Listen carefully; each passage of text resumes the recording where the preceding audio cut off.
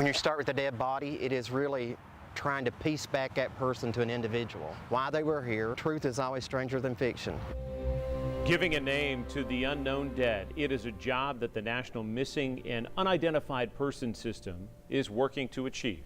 But gathering that information is not easy. WBIR 10 News reporter Leslie Ackerson takes us to Cumberland County for this week's Appalachian Unsolved.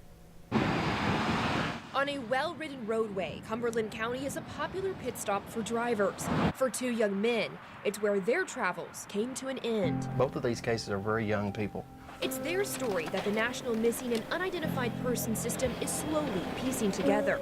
The oldest unidentified body in Cumberland County was from August 26, 1983, so it's been 34 years now. A young African-American male, around 17 to 20 years old. And very little is known about that person. The body was found alongside of a highway. He's one of only two unknown persons in the county. 7 years later, another body found dumped 30 miles away in Pleasant Hill. Okay, this body was found September 10th, 1990. Another male, they think this one is Hispanic, between 20 and 30 years old. The newspaper even indicated that there was foul play. This body was murdered and brought here.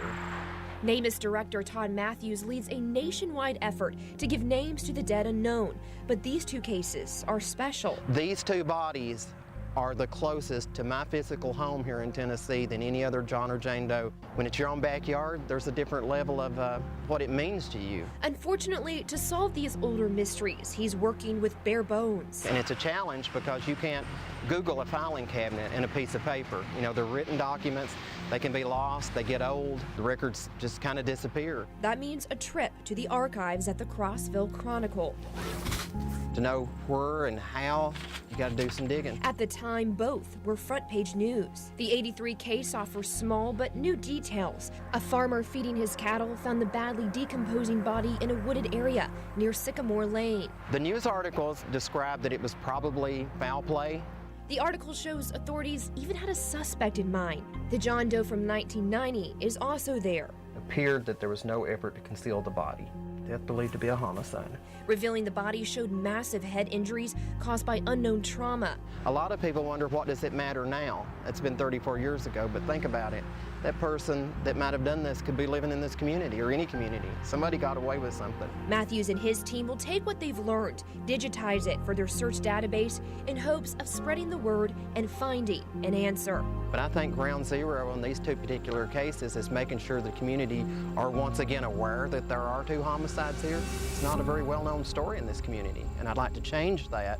In Cumberland County, Leslie Ackerson, 10 News.